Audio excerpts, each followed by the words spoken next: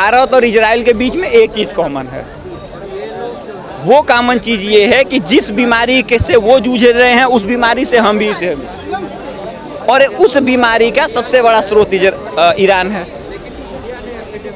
आखिर कश्मीर में लोगों ने उठा के कहा था ना कि हर घर से वो क्या नाम था अफजल निकलेगा, उसके बाद वो एक मारा गया था वहाँ का हमास वाला, नहीं हमास वाला मारा गया था, वो तो उसके लिए भी बोला था।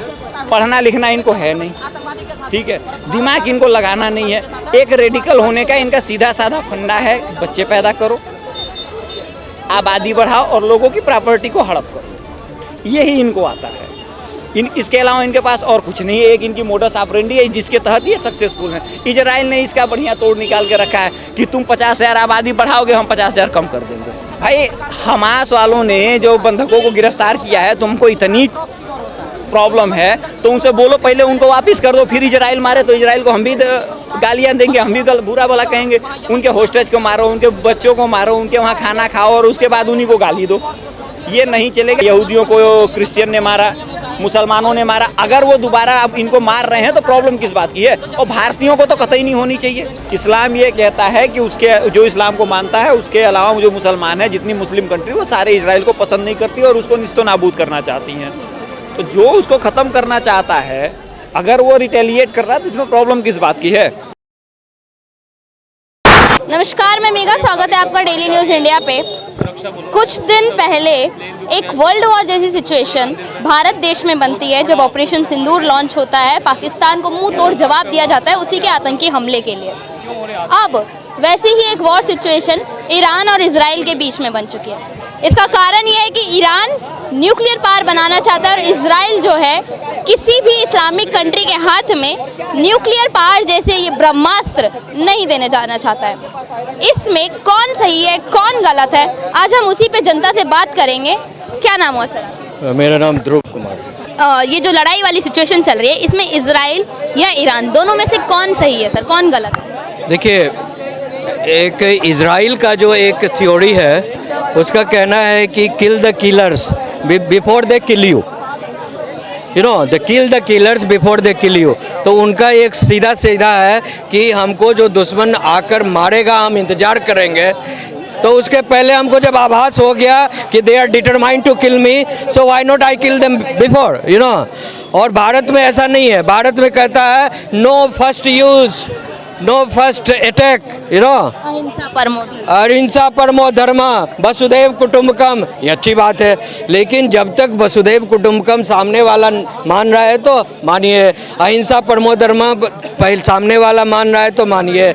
जब लोग नहीं मान रहे हैं, बार बार घात पहुंचा रहे हैं, तब को इजराइल की तरह जो है आपको आई मीन द माइंडसेट बनाना होगा, you know. Now the thing is that कि कौन गलत है कौन सही है। तो इस पॉइंट ऑफ व्यू से बिकॉज इराक जो है, ईरान जो है बार बार जो है धमकी दे रहा था ईरान कि हम जो है इजराइल को नस्त नाबूद कर देंगे, ख़त्म कर देंगे, वैनिश कर देंगे, रूट आउट कर देंगे, you know.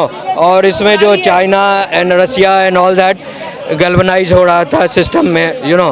That's why he said कि जो अभी विश्व में इस्लामिक कंट्री में जो दो मूल रूप से जो न्यूक्लियर स्टेट हैं, यू नो, फर्स्ट जो ईरान है और दूसरा जो है आपको पाकिस्तान है। तो उसने ऑलरेडी 2 साल पहले इजराइल ने, नेतन्याहू ने इस बात का अनाउंसमेंट किया था कि हम पहले ईरान के न्यूक्लियर बम को ख़त्म करेंगे और उसके बाद पाकिस्तान के न्यूक्लियर बम को ख़त्म करेंगे। तो इसलिए 4 जो उसका मेन न्यूक्लियर सेंटर था उसको डिस्ट्रॉय कर दिया गया है और उसका जो मेन जो यूरेनियम डिपॉजिटरी सेंटर्स है, जो जिसको रीसाइकिल कर कर वो बनाना चाहता है, तो अमेरिका के पास एक ऐसा सिस्टम है, मशीन है, जो उसको कहाँ उसका डिपॉजिटरी है उसको लुकआउट करेगा, सर्च आउट करेगा, उसके बाद वो भी ख़त्म हो जाएगा और उसके बाद पाकिस्तान का नंबर है।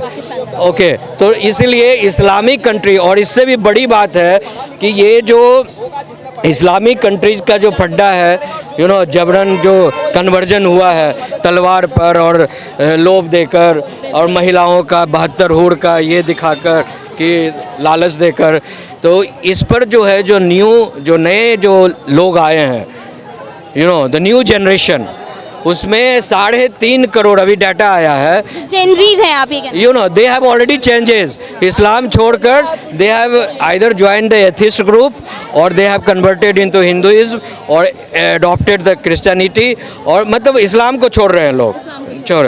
और जो पाकिस्तान में जो इतना कट्टरवादी है, वहाँ जो है 70 लाख से ज़्यादा लोग जो है इस्लाम को छोड़कर एथिस्ट ग्रुप ज्वाइन कर चुके हैं। सर मैं आपसे पूछना चाहूँगी, इजराइल या ईरान? पहले इजराइल पैलेस्टीन चल रहा था, अब इजराइल ईरान चल रहा है, इसमें कौन सही है कौन गलत है? क्योंकि इजराइल ने पहले हमला किया था, आपने देखा। ऐसा कुछ नहीं होता किसने पहला किया किसने बाद में किया, होती है बात मेंटालिटी की। मेंटालिटी ये है कि मैं तुमको जिंदा नहीं रहने दूंगा, ये मेरी सोच है, ये मेरा इजराइल की सोच है आपकी? नहीं, ये मुसलमान का है। अच्छा, इस्लाम ये कहता है कि उसके जो इस्लाम को मानता है उसके अलावा जो मुसलमान है, जितनी मुस्लिम कंट्री, वो सारे इजराइल को पसंद नहीं करती और उसको निस्तो नाबूद करना चाहती हैं। तो जो उसको ख़त्म करना चाहता है, अगर वो रिटेलिएट कर रहा है तो इसमें प्रॉब्लम किस बात की है? हमास को पूरा सपोर्ट किसने किया था? ईरान ने ही किया था। तो जब आप मेरे किसी दुश्मन को सपोर्ट कर रहे हो, अगर मैं आपको मार रहा हूँ तो आपको प्रॉब्लम क्या है? आप तैयार रहिए ना। अभी आप सोशल मीडिया पे देख लीजिए, हमारे यहाँ कुछ लोग हैं वो कह रहे हैं कि लोग इजराइल को बाप बना रहे हैं और गाजा में इजराइल निर्दोष लोगों को मार रहा है। अरे भाई, तुमने इजराइल यहूदियों को मार के गाजा से निकाला था, ये तुम भूल गए? प्रॉब्लम ये है कि फिलिस्तीन और भारत, ये दो देश का जो मुसलमान है ना, ये सबसे रेडिकल होता है। दोनों की पैदाइश गलत है। यहाँ की पैदाइश मुसलमान की गलत इसलिए है कि इन्होंने अपना हिस्सा लेके अपने भाई के हिस्से पे काबिज हैं। इस मेंटालिटी के चलते उनको कोई ये बर्दाश्त ही नहीं होता कि कोई अच्छा काम हो जाए इस देश में। और ठीक यही हालत फिलिस्तीन की है। वो कहते हैं हमने यहूदियों को बसाया। अरे भाई, वो यहूदी वहाँ तब से मौजूद है जब तुम इस्लाम मानते भी नहीं थे। इस्लाम इस धरती पे आया भी नहीं था। इस्लाम की असली स्थापना जो है वो मोहम्मद साहब ने करी है, ठीक है? तो तुम मुसलमान बने हो, मोहम्मद साहब के पहले कोई मुसलमान हो तो बता दो। तो जितने आपके वो नबी आए हैं वो सारे यहूदी हुआ करते थे, ठीक है? तो अब इन लोगों की प्रॉब्लम ये है कि इजराइल जो है वहाँ से मार के निकाला गया, अरब से मार के निकाला गया। गाजा फिलिस्तीन का जो एरिया है वहाँ पे 10-20 घर बचे थे, वहाँ से फिर ये लोग आए।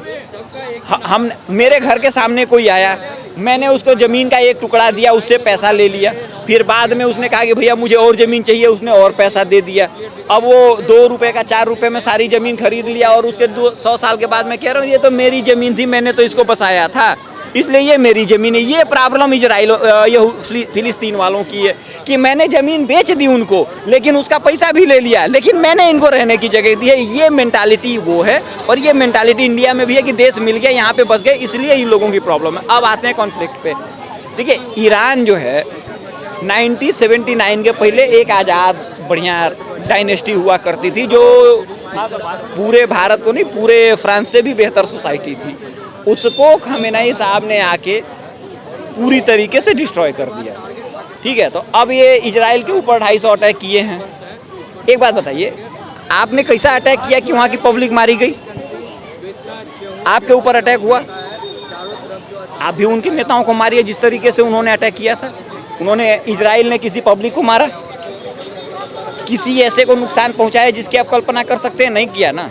तो आपके मिसाइल जाके वहाँ के पब्लिक पे गिर रहे हैं, और कल को इजराइल फिर मारता है और आपका सुभान अल्लाह से हाय अल्लाह हो जाएगा, तो इसका जिम्मेदार कौन है?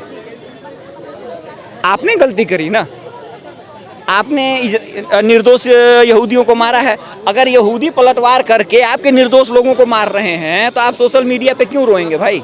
अच्छा सर, सवाल मेरा ये है कि इस टाइम पे, क्योंकि भारत के दोनों ही देशों से अच्छे रिश्ते हैं, ट्रेड वाले रिश्ते हैं, तो ऐसे में भारत कौन से देश का साथ देने वाला है? देखिए, भारत और इजराइल के बीच में एक चीज़ कॉमन है।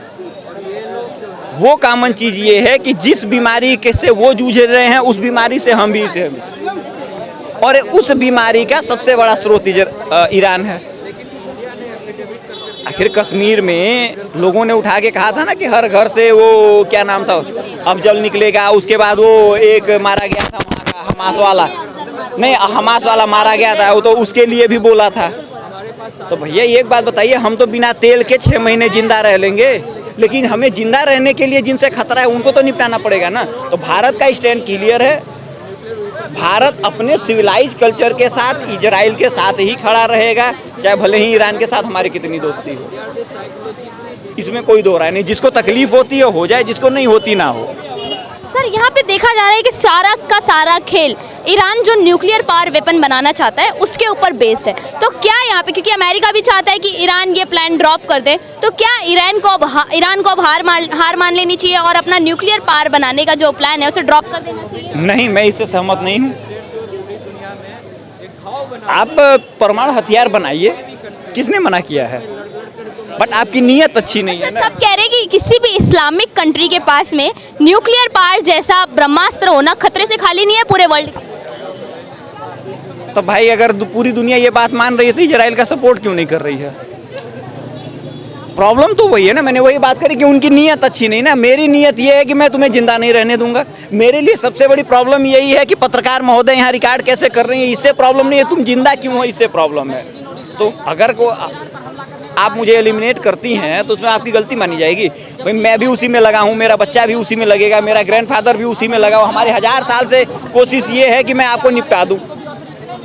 आपके साथ खदेड़ा गया पूरा अरब जो इजराइल कॉन्फ्लिक्ट था, यहूदियों ने मारा, यहूदियों को क्रिश्चियन ने मारा, मुसलमानों ने मारा। अगर वो दोबारा अब इनको मार रहे हैं तो प्रॉब्लम किस बात की है? और भारतीयों को तो कतई नहीं होनी चाहिए। क्यों? क्योंकि ये वो देश है जहां 5000 साल पहले जो गुनाह हुआ था, ठीक है, 5000 साल पहले की बात मैं कर रहा हूँ, अपने लाइफ की नहीं, मैंने नहीं किया। उसके बदले में संविधान ने आरक्षण दिया हुआ है, दिया है कि नहीं दिया है? जिन लोगों ने देश का बंटवारा किया उसको उनको स्पेशल प्रिविलेज दिया है कि नहीं दिया है? भैया इस देश ने अगर ऐसा किया है तो जो अगर उनके साथ जुर्म हुआ वो बदला ले रहे हैं, तो तुम क्यों रो रहे हो? भाई तुमको तुम्हारे साथ जो गुनाह हुआ था, जुर्म जो किसी ने देखा नहीं, सुना नहीं, रिकॉर्डेड नहीं है, उनके वाला तो वीडियो फुटेज अवेलेबल है, उनको वाला उनके इजराइल यहूदियों का तो सबने देखा हुआ है। यहाँ तो क्लेम होता है कि आज से 5000 साल पहले अगर हम वेद मंत्र सुन लेते थे तो हमारे यहाँ शीशा पिघला के कान में डाल देते थे। तो भैया इतनी गलती हुई थी, उसकी सजा तुम आरक्षण के रूप में ले रहे हो, ठीक है? तुमने देश का बंटवारा क्या कर लिया और क्या बोलते हैं, माइनॉरिटी कमीशन बना के बैठे हुए हो, 4 शादियां कर रहे हो, पर्सनल लॉ बोर्ड बना के बैठे हुए हो। तो भाई तुम क्यों रो रहे हो? तुमको तो खुश होना चाहिए कि भाई अगर हमने गलती करी थी, हमने हिस्सा लिया, तो इजराइल के साथ गलती हुई, मार हुआ, तुमको तो थाली बजाना चाहिए। इजराइल का के लिए सुभान अल्लाह करना चाहिए कि भाई इजराइल ने बड़ा अच्छा काम किया है। बेईमान हो तो बेईमानों का सपोर्ट करो ना। लेकिन प्रॉब्लम ये है, बेईमान ईमानदारी की बात कर रहा है, दिक्कत यहाँ पे हो रही है, ठीक है? तो इजराइल के साथ भारत का स्टैंड लेना बनता है, और भारत ने सीधा सीधा उदाहरण दिया है। भाई गाजा वाले कॉन्फ्लिक्ट पे सीज फायर के लिए मतदान करना था, इंडिया ने अब्सटेन कर दिया, नहीं किया उसके साथ, तो साबित कर दिया ना। अभी कुछ लोग लेफ्ट वाले गए थे ज्ञान देने, तो मेरी रिक्वेस्ट है जिनको बड़ा ज्ञान है उनको भेज दो जाके गाजा में 2-4 रातें गुजार लें, ऐसे अकल आ जाएगी। भाई हमास वालों ने जो बंधकों को गिरफ्तार किया है, तुमको इतनी प्रॉब्लम है तो उनसे बोलो पहले उनको वापस कर दो, फिर इजराइल मारे तो इजराइल को हम भी गालियां देंगे, हम भी बुरा भला कहेंगे। उनके होस्टेज को मारो, उनके बच्चों को मारो, उनके वहाँ खाना खाओ और उसके बाद उन्हीं को गाली दो। ये नहीं चलेगा, दुनिया समझ चुकी है और लोग समझदार। इजराइल ने अच्छा किया है, ये लोग अभी सुभान अल्लाह कर रहे हैं। कल आज की रात का पता नहीं, कल की रात से राइजिंग लाइन के तहत ये लोग हाय अल्लाह करते दिखेंगे। क्यों? क्योंकि इजराइल देखिए पढ़ना लिखना इनको है नहीं, ठीक है, दिमाग इनको लगाना नहीं है। एक रेडिकल होने का इनका सीधा साधा फंडा है, बच्चे पैदा करो, आबादी बढ़ाओ और लोगों की प्रॉपर्टी को हड़प करो, यही इनको आता है। इसके अलावा इनके पास और कुछ नहीं है। एक इनकी मोडस ऑपरेंडी है जिसके तहत ये सक्सेसफुल है। इजराइल ने इसका बढ़िया तोड़ निकाल के रखा है कि तुम 50,000 आबादी बढ़ाओगे, हम 50,000 कम कर देंगे। हर 5 साल बढ़ाओगे, 2 साल बढ़ाओगे, तीसरे साल हम उसको कम करके बराबर कर देंगे। वो इसी पॉलिसी पे चल रहा है। अब रही बात ईरान की, तो ईरान ने उसके पब्लिक को मारा है। नेतन्याहू ने कहा है कि भैया आप देख लो, अगर ईरान के पास आज परमाणु हथियार होता तो इजराइल में आज कोई जिंदा नहीं होता, ठीक है? इस पे भारत के लोग, गोदी मीडिया जिसको बोला जाता है, वो कह रही है ईरान ने विक्ट्री हासिल कर ली।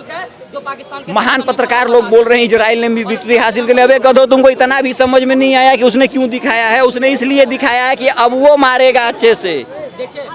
उसने अपने दिखा के ये अपने पब्लिक को कन्फेस कर लिया कि भैया तो उनका मिसाइल हमारे यहाँ गिरा है, अब हम बचेंगे नहीं, अगर हमको जिंदा रहना है तो हमको निपटाना पड़ेगा। तो उसके चलते उसने पूरी दुनिया को चूतिया बनाया। अब इजराइल का बढ़िया कटेगा। इसराइल का इजराइल वाले इनका ईरान का अच्छे से निपटाएंगे। अब देखिए आज रात कल रात में वो जितने ही लोग खुश हो रहे हैं सारे रोएंगे कल से एकदम से कि हाय अल्लाह बड़ा गुनाह हो गया मेरे साथ। आपको इसराइल पे इतना भरोसा क्यों? भरोसा इसलिए नहीं इसलिए भरोसा है कि उनके पास प्लानिंग है, उनके पास विजन है, उनके पास टेक्नोलॉजी है, उनके पास काम करने की क्षमता है। भाई उन्होंने आकाश कौन सा एयरबेस है वहाँ उनके फ्लाइटों को वो कर दिया, उन्होंने उनके एयर स्पेस को तबाह कर दिया है। अपनी पब्लिक को वो समझाने में कामयाब हो गए हैं कि अगर तुमको जिंदा रहना है तो हमको उनको निपटाना होगा। ठीक है, तो इसमें उस देश की मीडिया, उस देश के लोग वो समझ गए और पूरी दुनिया इसको समझेगी 3 दिन के बाद। मैं अभी बता देता हूँ।